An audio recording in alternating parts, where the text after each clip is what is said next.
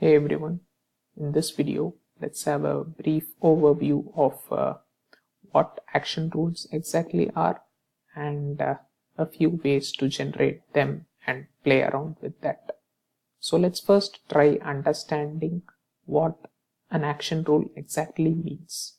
So an action rule is a rule extracted from an information system that describes a possible transition of objects from one state to another with respect to a distinguished attribute called a decision attribute.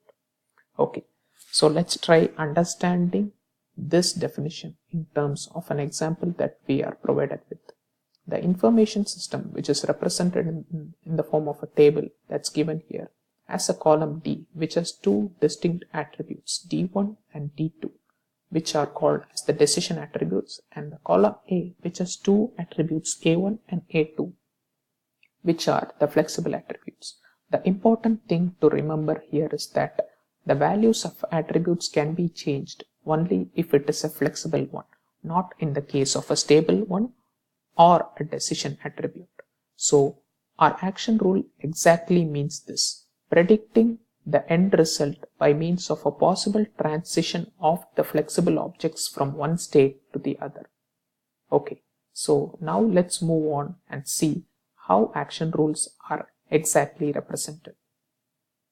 An action rule is generally represented by means of an expression that's given here, where the first attribute, omega in this instance, means conjunction of fixed condition features shared by both the groups in the sense both the decision attributes and the fixed attributes.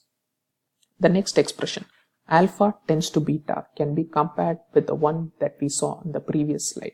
Say A1 tends to A2 determines D1 tends to D2. So phi tends to C can be compared to D1 and D2. Okay, so now let us move on and have a look at the decision table and understand how action rules are exactly generated. As you can see from the decision table here that A and C are stable attributes, B and D being the flexible attributes, and the D being also the decision attributes. You may wonder where these rules actually came from.